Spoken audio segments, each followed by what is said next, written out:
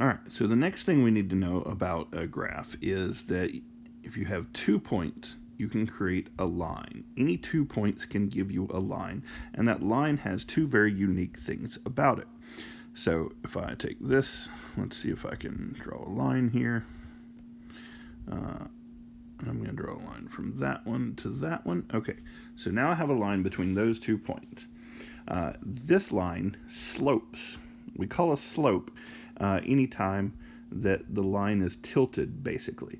So if it's a straight across, that's just a straight line. It has a zero slope. If it's straight up and down, technically it would have like an infinity slope, I think it is, but we don't really consider it a slope at all when it's up and down either. Okay, but anything that is tilted like this is going to have a slope. And we can calculate that slope based on 2 points on the line. And we could use any 2 points on the line because you can see there's several that it goes through. We used our origin point, but let's say for some reason I want to use that one or that one or that one or that one. I can use any of those points as long as it is on that straight line. And it's a nice whole point. Usually you want it to go through the cross sections though, because if it doesn't, you're going to be a little bit confused. But anyway, we need to figure out what's called the rise over run to figure out the slope. So when we talk about slope, slope's often represented, let's get rid of that, slope is represented with an m, okay? And they say the m is equal to the rise divided by the run, okay? Now, the rise divided by the run is pretty easy too.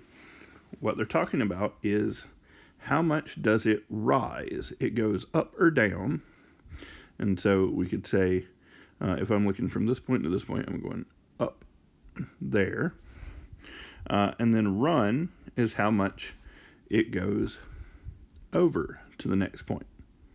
Now, I just chose those points and I went in that direction. But watch, you can do other things. You could say that I'm going to do my rise over my run, and yes, your rise can be downward. Even though you're saying, well, that's going down. It's still in the y direction. That's all that really means. And so we can look at those things. So a better formula than just rise over run is that m is equal to, and they call this y2 minus y1. 1 and 2 just depends on where you start and where you end. So this y would be whatever starting point you have, and that y would be the y of whatever finishing point you have. In the same way, you're going to do the same thing over the run with x. And so we would say that this is divided by x2 minus x1. And this formula can actually be used to plug coordinates in, because remember, every one of these positions has an x and a y, so we can just figure out which one we're going to use first, and we're going to plug it into this formula so we can get that.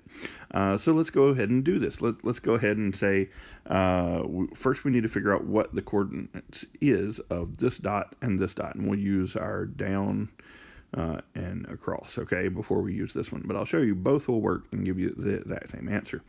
So first off, this point up here, well, if I count how many over I go 1, 2, so it's going to have a 2. And then I count how many up I had to go. So I had to go 1, 2, 3, 4, 5, 6. So 6 is its second one. So I'm going to write 6 for that one. And since this is my starting point, this is going to be my x1 and my y1, okay? Because that's where I'm starting from. Now, if I go to my next point over here, you can see I go 1, 2, 3, 4, 5, 6, 7 to get to it, okay? So this one is 7. And then I have to go up just 1. So it is 1. All right. And we can put that in brackets.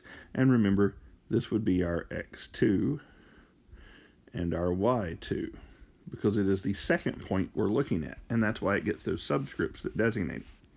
So if I wanted to find the slope of this, I'm going to go ahead and I'll use, let's use green. Green's always fun.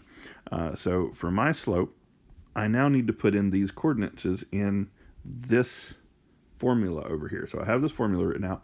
Now I'm going to put the coordinates that I have into it. All right. So y2, I'm going to start with a 1. So 1 minus y2. See my y2, or that was my y2, minus my y1. My y1 is a 6, right? So that's going to be 1 minus 6 divided by, and then I need my x2 next. My x2 is 7 minus, and then I'm going to look, and my x1 was a 2. Okay, so that's x2.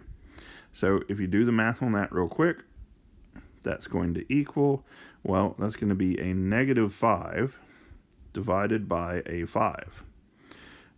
So negative 5 divided by 5 means m is equal to 1. So we have a slope, negative 1. So we have a slope of negative 1. Which would make sense, because what that really means is every time I go about, I'm going to go down 1 over 1, down 1 over 1, down 1 over 1, down 1 over 1, down 1 over 1. And so that negative indicates that that top part, or one of the parts, has to be negative. And so in this case, negative down over positive, negative, positive, negative, positive, negative, positive, negative, positive. And it gets me to that point. But remember this one. Well, that one, like I said, would equal the exact same thing. Let's just do it in red. Okay, so, not in that version of it, this version of it. Okay, so it's m equals, and then we have to start at the second one, which was here, and so my y2 would have been a 5, right? So that's going to be 5 minus my starting point here was a 4. So that'll give me a 4. And divide that by my x2. My x2 here is a 3. I'm going to subtract that from my x1, which is a 4, which when I calculate that, that's going to give me a positive 1 divided by a negative 1, which when calculated out is m equals negative 1. See, exactly the same thing. So it doesn't matter which way you go. You can always find your slope with just 2 points. Okay, so this is just another quick example to show you any 2 points using that rise over run formula to find your slope, and there it is with more of its coordinates-based function, will give you the slope of a line, even if it's down here on our third quadrant, which is all negative for our points. Okay, so remember, our rise is just how much up or down we go. Our run is how much side to side we go, or horizontally we go. In this case, I'm going from this point to that point, so you can note that I labeled this coordinates with my x1 and my y1, and this coordinates with my x2 and my y2. So I could plug it in this formula up here, like I did just right here. Now notice it is a subtract of a negative. Whenever you do that, they cancel out and make a positive. 2 negatives cancel out and make a positive. And because of that, I get 5 divided by 6, or our slope is equal to 5/6. And that's as simple as it is. Okay? Hope that helps.